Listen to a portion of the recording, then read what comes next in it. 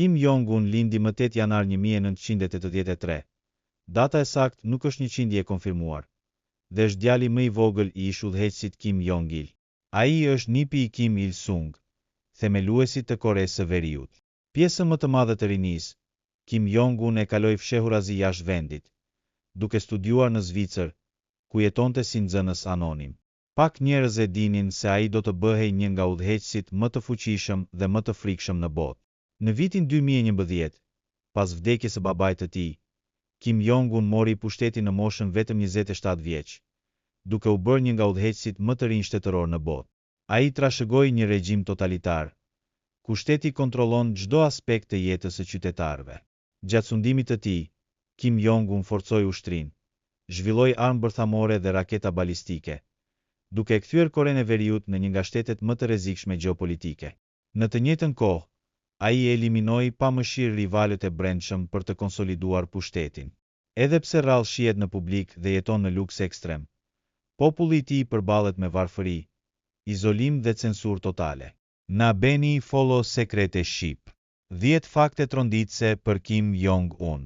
1. Ekzekutoi xhaxhain e tij.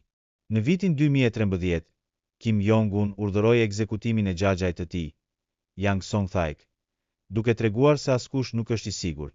2. Vëllai i tij u vra në aeroport. Gjysmë vëllai i tij, Kim Jong-nam, u vra në vitin 2017 në Malajzi me një armë kimike, ve. 3.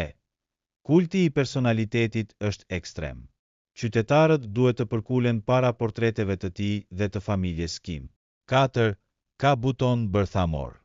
Ai ka kërcënuar hapur SBA-n me armë bërthamore. 5. Populli nuk ka internet të lirë. Vetëm elita ka akses të kufizuar. Qytetarët e zakonshëm janë të izoluar nga bota. 6. Është i apasionuar pas basketbollit. Kim Jong-un është fan i madh i EBA dhe ka pasur marrëdhënie të pazakonta me ish-lojtarin Dennis Rodman, i cili e ka vizituar disa herë Korenë e Veriut. 7. U shpall general pa përvojë ushtarake reale. Ai mori grada shumë të larta ushtarake në moshë të re, pa histori lufte, vetëm për të forcuar autoritetin e tij.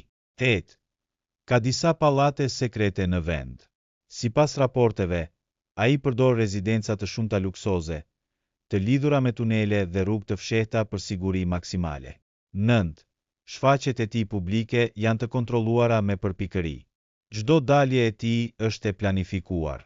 Nëse mungon për javë të tëra, bota nis spekulime për sëmundje apo grush shteti. 10. Ka ndryshuar ligjet për t'u mbrojtur personalisht. Ai ka forcuar ligje që bëjnë kritikën ndaj udhëheqësit krim të rënd, me dënime ekstreme për qytetarët dhe familjet e tyre.